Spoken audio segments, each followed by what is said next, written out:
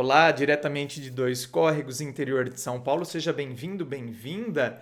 No e-mail que está vindo aqui, ai, gente, é um e-mail bem tristinho, né, de perda. E aí nós vamos de perda assim, né, de morte e é, enfim, eu não posso ficar dando tanto spoiler, mas é um e-mail que, tipo, né, até me deu uma tristezinha, porque foi uma coisa assim inesperada e nós vamos também, vou ensinar vocês a perceberem determinados aspectos que acontecem de maneira inconsciente, né? Pessoas que às vezes mostram uma força, mas para esconder determinados aspectos, né? Entram por caminhos e aí a gente começa a se culpar, na verdade. Será que eu poderia ter feito mais? Será que eu poderia ter ajudado muito mais a pessoa? E aí a gente assume uma culpa que não é nossa e que a gente não tem que assumir.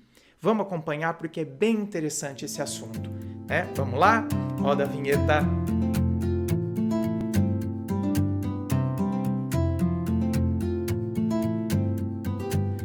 E antes do e-mail de hoje, lembrando a você que aqui na descrição do vídeo você encontra todas as informações, tá? E-mail, site, como você pode adquirir meus livros, Teu Amor Próprio Te Salvou, Dor de Amor Tem Jeito, Como Sobreviver ao Amor, Suas Reviravoltas e Confusões Sentimentais, o treinamento emocional, que são 5 horas de videoaula, principalmente para você que está passando por término de relacionamento. Então, ó, tá tudo aqui.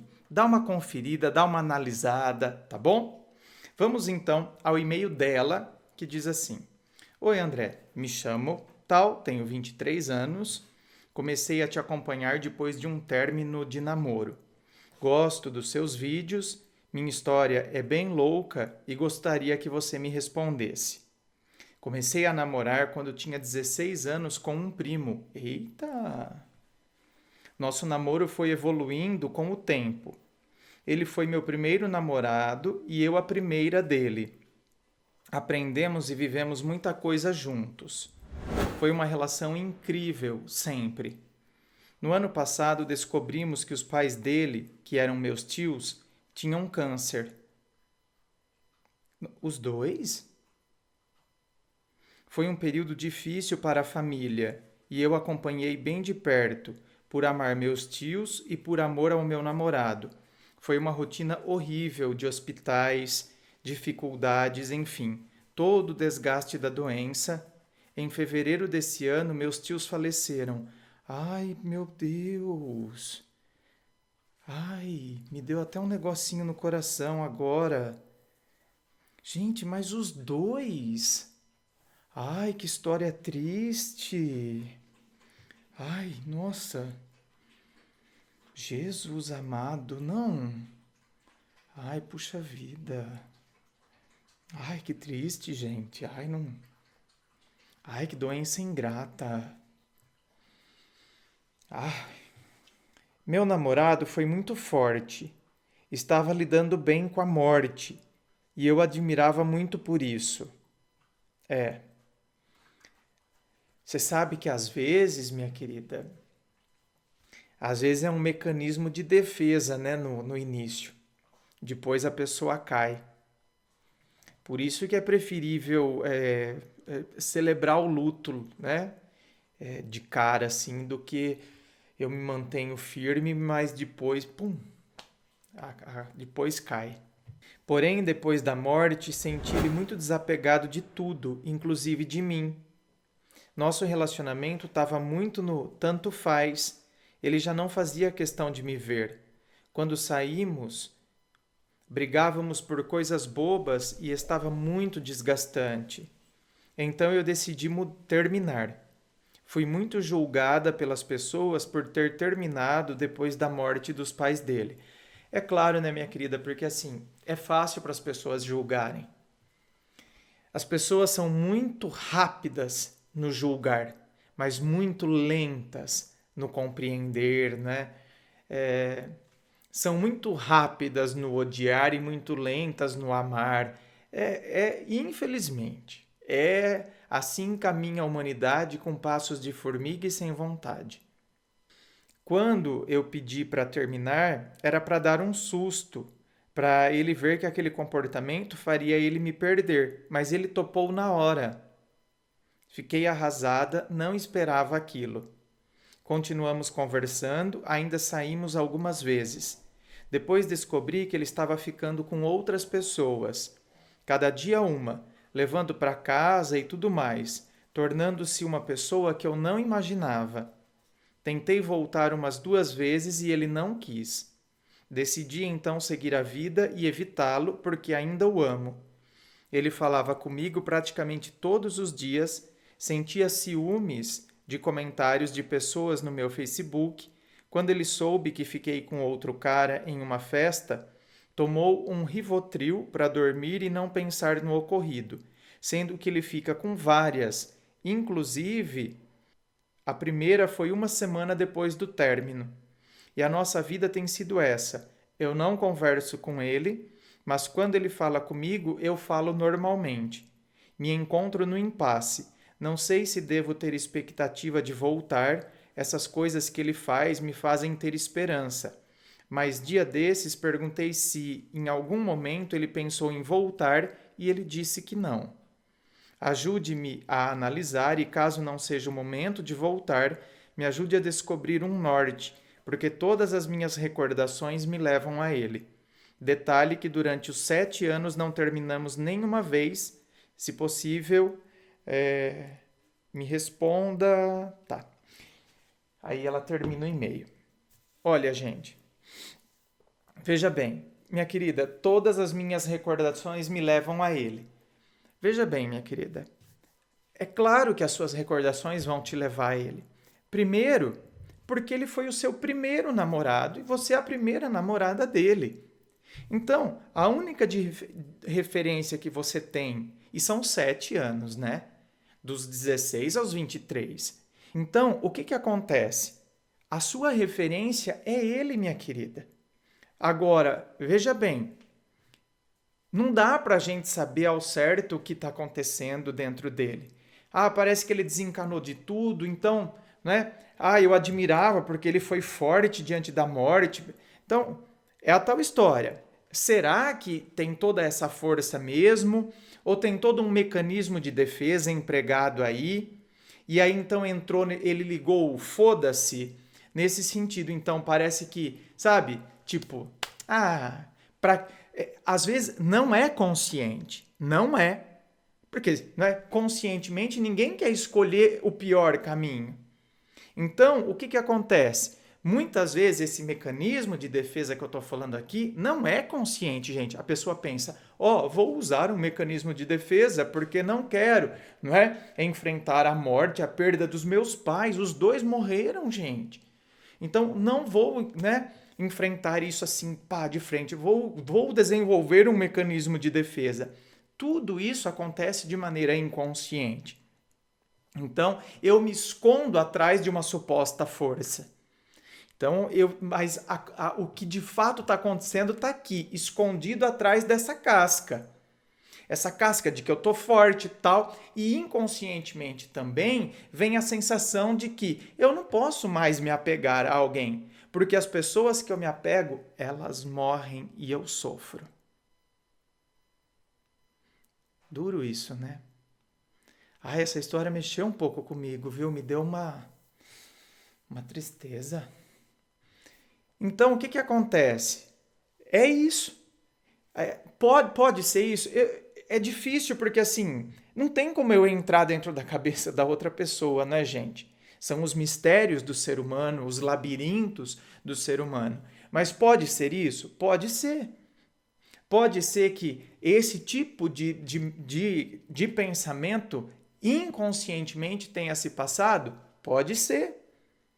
Eu já conheci pessoas que foram diagnosticadas com uma doença séria, entende? E a pessoa, ela não conseguia demonstrar sentimento para com os familiares, né? Em relação aos familiares. Ela se mantinha muito distante dos familiares. E aí a gente chegou à conclusão de que ela fazia isso porque, na verdade, é como se ela, inconscientemente, ela quisesse poupá-los porque ela tinha uma doença séria, então acreditava que ela iria morrer, né, iria minguar, iria, sabe, sofrer. Então é como se ela quisesse poupá-los desse sofrimento. Então ela se manteve fria e distante, como se ela quisesse dizer assim, fosse um mecanismo de defesa, tá vendo? De maneira inconsciente, para querer dizer, olha, não é, quando eu morrer, pelo menos vocês não vão chorar, não vão sentir minha ausência, porque eu já não estava mais próximo de vocês. Olha os mistérios do ser humano, né? Jesus amado. Mas quando a gente começa a decifrar tudo isso, por isso que eu falo, eu amo isso. Eu tenho uma paixão por isso, gente, por isso que eu sinto também, não é?